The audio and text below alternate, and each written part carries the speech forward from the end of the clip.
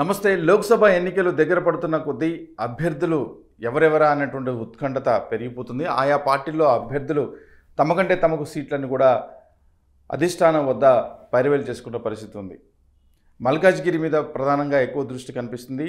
దేశంలోనే అతిపెద్ద నియోజకవర్గం, నెంబర్ 1 నియోజకవర్గం ఇది, అతిపెద్ద నియోజకవర్గం. ఈ నియోజకవర్గంలో అన్ని రాజకీయ పార్టీల నుంచి కూడా టికెట్లు ఆశించే వారి సంఖ్య చాలా ఎక్కువనే ఉంది. ఎందుకంటే ఇది హైదరాబాద్లో ఉండటం, జనరల్ సీట్ కావడంతో ఎక్కువ మంది దీనికి పోటీ పడుతున్నట్టుగా కనిపిస్తుంది. మల్కాజ్గిరిపైనే అందరి గురి అంటూ ఒక ప్రధానమైనటువంటి వార్త ఈరోజు దినపత్రికల్లో కూడా కనిపిస్తున్న పరిస్థితి చూస్తున్నాం. ఆంధ్రజ్యోతి పత్రికలో వచ్చినటువంటి వార్తా కథనాన్ని ఒకసారి చూస్తే ఈ లోక్సభ స్థానం నుంచి పోటీకి అమితాసక్తి చూపిస్తున్నారు. ప్రధాన పార్టీలో ఈ టికెట్ కోసం తీవ్ర పోటీ ఉందన్నటువంటి వార్త కనిపిస్తుంది. అగ్ర నేతల చుట్టూ ఆశావాహుల ప్రదక్షిణలు చేస్తున్నారు.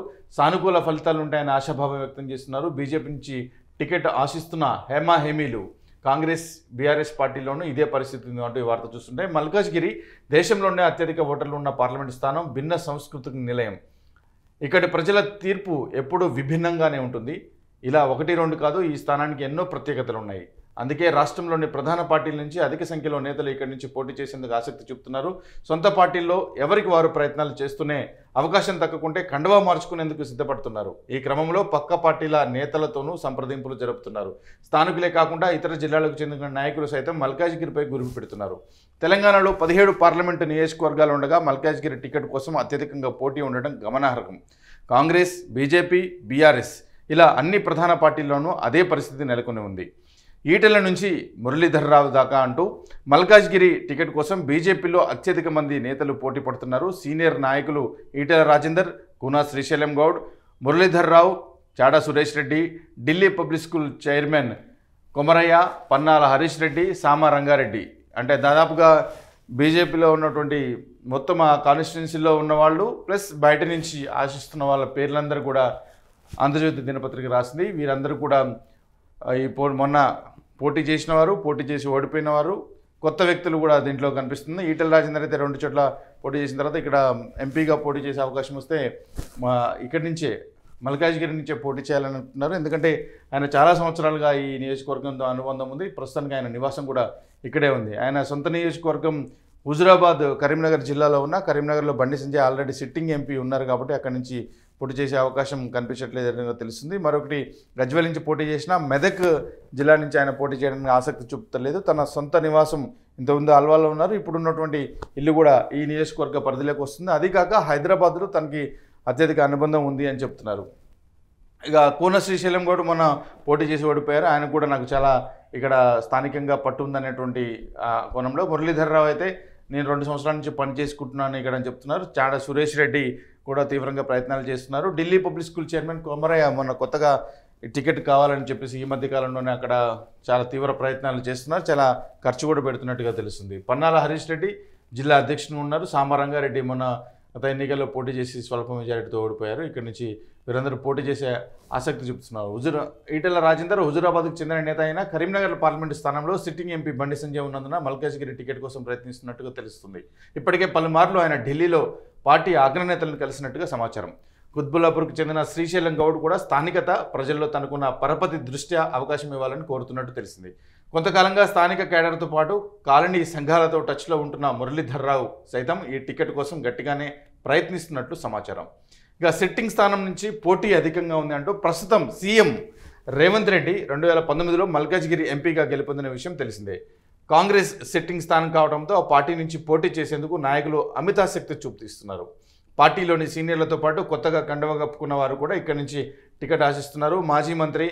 మాజీ కేంద్ర మంత్రి సర్వే సత్యనారాయణ, మాజీ ఎంపీ మోదియాష్కి గౌడ్, మాజీ ఎమ్మెల్యే మైనంపల్లి హనుమంతరావు, బండి రమేష్, శెట్టి కుసుమకుమార్తో పాటు తాజాగా పార్టీలో చేరిన బొంతు రామ్మోహన్, చంద్రశేఖర్ రెడ్డి, కపిలివాయి దిలీప్ కూడా అవకాశం కల్పించాలని రాష్ట్ర నాయకత్వాన్ని కోరినట్టు తెలుస్తుంది. బండ్ల గణేష్ కూడా ఇక్కడి నుంచి పోటీ చేసేందుకు ఆసక్తి చూపుతున్నారు.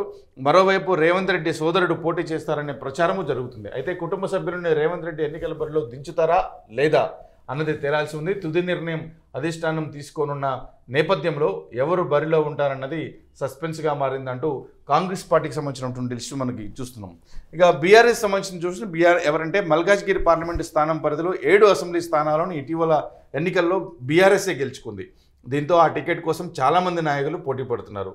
మేడ్చల్ ఎమ్మెల్యే మల్లారెడ్డి తనయుడు భద్రారెడ్డి, మాజీ మంత్రి శ్రీనివాస్ గౌడ్, మాజీ ఎమ్మెల్యే మర్రి జనార్దన్ రెడ్డి ఇక్కడి నుంచి పోటీ చేసేందుకు ఆసక్తి చూపుతున్నారు. ఇక్కడ అవకాశం దక్కని పక్షంలో కాంగ్రెస్లో చేరి పోటీ చేయాలని మర్రి జనార్దన్ రెడ్డి భావిస్తున్నట్లుగా ప్రచారం జరుగుతుంది. ఆయన మాజీ ఎమ్మెల్యే నాగర్ కర్నూలు నుంచి పోటీ చేసి ఓడిపోయారు. ఆయన సిటీలోనే ఆయనకి షాపింగ్ మాల్స్ ఇవన్నీ ఉంటాయి కాబట్టి ఇక్కడి నుంచి పోటీ చేయాలన్నటువంటి ఆలోచనలు ఉన్నట్టుగా తెలిసింది. ఇక ఎమ్మెల్సీ సెంబిపూర్ రాజు కూడా టికెట్ ఆశిస్తున్నారని తెలిసింది.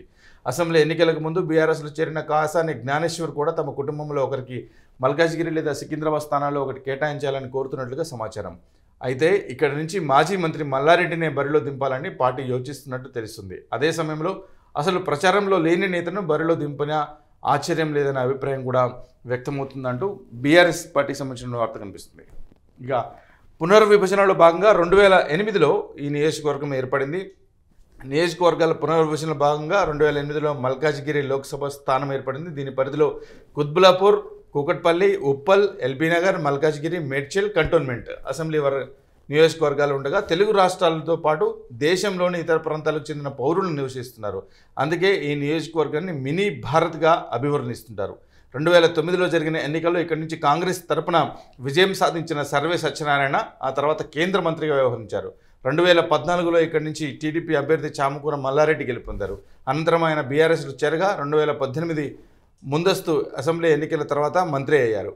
ఇక 2019 లోక్సభ ఎన్నికల్లో మల్లారెడ్డి అల్లుడు మర్రి రాజశేఖర్ రెడ్డి బీఆర్ఎస్ బరిలో దింపింది. అయితే కొడంగల్లో కాంగ్రెస్ తరపున పోటీ చేసి ఓడిపోయిన రేవంత్ రెడ్డి ఇక్కడి నుంచి ఎంపీ అభ్యర్థిగా బరిలోకి దిగి విజయం సాధించారు. నియోజకవర్గం ఏర్పడిన నాటి నుంచి 3 పర్యాయాలు ఎన్నికలు జరగగా 2 సార్లు కాంగ్రెస్, ఒకసారి టీడీపీని ఇక్కడ ప్రజలు ఆదరించారు.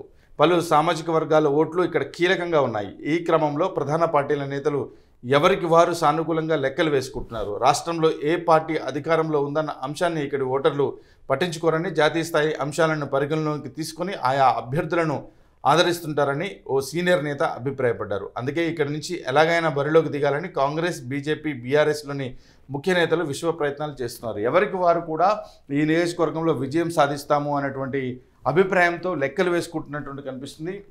ఇప్పుడు కాంగ్రెస్ చూస్తే కాంగ్రెస్ అధికారంలో ఉన్న పార్టీ, రేవంత్ రెడ్డి సొంత నియోజకవర్గం కాబట్టి ఆయన ఖచ్చితంగా మళ్ళీ గెలిపించుకోవడానికి ప్రయత్నం చేస్తారు కాబట్టి కాంగ్రెస్ నుంచి టికెట్లు ఆశించే స్థాయి సంఖ్య ఎక్కువగా కనిపిస్తుంది. భారతీయ జనతా పార్టీ విషయానికి వస్తే మోదీ ప్రభావం ఉంది. హైదరాబాద్ కానీ దాని చుట్టుప్రక్కల ప్రాంతాల్లో భారతీయ జనతా పార్టీకి ఈసారి ఎక్కువ ఓట్లు పడే అవకాశం ఉంది కాబట్టి ఈసారి తమదే విజయం అన్నట్టుగా భారతీయ జనతా పార్టీ వారు. ఇక బీఆర్ఎస్ విషయానికి వస్తే ఉన్న 7 అసెంబ్లీ నియోజకవర్గాల్లో అన్ని నియోజకవర్గాలకు సంబంధించిన వారు కూడా బీఆర్ఎస్ వారే గెలిచి ఉండటంతో ఎక్కువ ఈసారి కూడా వాళ్ళకి సంబంధించిన ఎమ్మెల్యేలు ఉన్నారు కాబట్టి ఓట్లు పడే అవకాశం ఉంటుందన్నమాట ఆలోచనతో బీఆర్ఎస్ వాళ్ళు కూడా ఉన్నారు. అంటే ఏ పార్టీకి ఆ పార్టీ వారు మా పార్టీయే గెలుస్తుందన్నటువంటి అంచనాలతో ఉండటం వల్ల ఇక్కడి నుంచి చాలా గట్టి పోటీ ఉండబోతున్నట్టుగా తెలుస్తుంది. అయినా ఆశించే వారి సంఖ్య కూడా అందుకే ఎక్కువగా ఉన్నట్లుగా అర్థమవుతుంది. అందుకే మల్కాజ్గిరి పైనే అందరి గురి అంటూ ఒక ప్రత్యేక కథనం మల్కాజ్గిరి నియోజకవర్గం నుంచి ఈరోజు ఆంధ్రజ్యోతి దినపత్రికలో చూడొచ్చు.